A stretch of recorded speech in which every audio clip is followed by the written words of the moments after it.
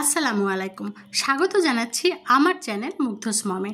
আজকে আমি খুব সহজ এবং খুব মজাদার একটা রেসিপি তৈরি করব, আর সেটাই আপনাদের সঙ্গে শেয়ার করছি। আজকে আমি কচুরমুখী দিয়ে চিংড়ি মাছ রান্না করব। এটা খেতে কিন্তু অনেক মজা। তার জন্য প্রথমে আমি এখানে প্রায় 1 কেজির মতো কচুরমুখী নিয়ে নিয়েছি।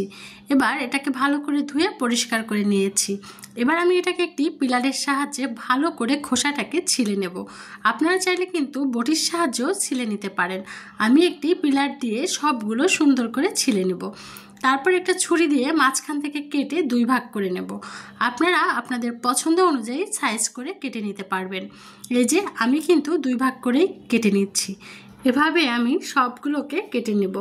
এই যে দেখুন, আমার কিন্তু সবগুলো কেটে নেওয়া হয়ে গেছে। আমি কিন্তু এগুলোকে ভালো করে ধুয়ে পরিষ্কার করে নিয়েছি। এবার চলুন রান্নাটা শুরু করে দিই। রান্নাটা শুরু করার জন্য আমি প্রথমেই চুলার উপরে একটি কড়াই বসিয়ে দিয়েছি। কড়াইটা গরম হয়ে গেলে এর ভিতরে দিয়ে দেবো পরিমাণ মতো সয়াবিন তেল। দিয়ে চিংড়ি মাছগুলোকে আমি ভালো করে কেটে বেছে পরিষ্কার করে নিয়েছি। এর ভিতরে একটু সামান্য হলুদ এবং একটু লবণ দিয়ে মাখিয়ে নেব। লবণ আর হলুদটা ভালো করে মাখানো হয়ে গেলে এটাকে আমরা তেলে ভেজে নিব।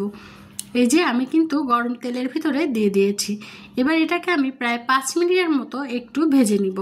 এই যে চিংড়ি মাছগুলোকে এবার আমি এপাশ ওপাশ উল্টে ভালো করে ভেজে নেব।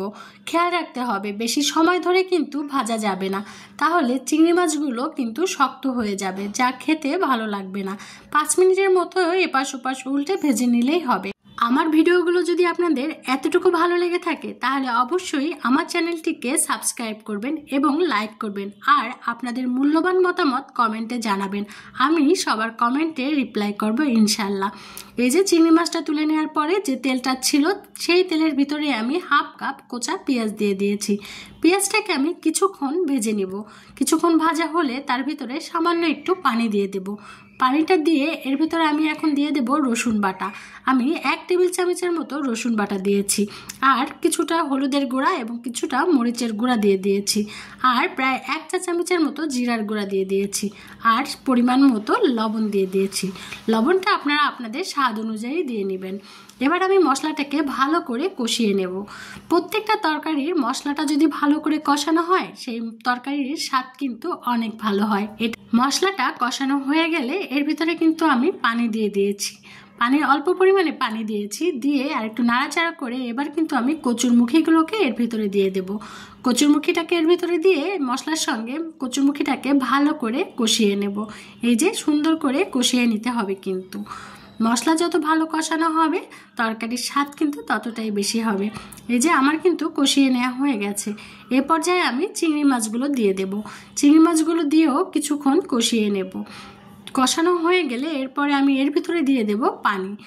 আপনারা অবশ্যই এই পর্যায়ে কিন্তু ফুটন্ত গরম পানিটাই ব্যবহার করবেন, তাহলে কচুরমুখীগুলো তাড়াতাড়ি সিদ্ধ হবে এবং এই কচুরমুখীতে কিন্তু গলা চুলকানোর ভয়টাও খুব কম থাকবে, যে কারণে অবশ্যই গরম পানিটাই ব্যবহার করবেন। এই যে আমি কিন্তু গরম পানিটা দিয়ে দিয়েছি। এবার ঢেকে দিয়ে রান্না করে নেব যতক্ষণ না পর্যন্ত কচুরমুখীগুলো সিদ্ধ হয়ে যায়।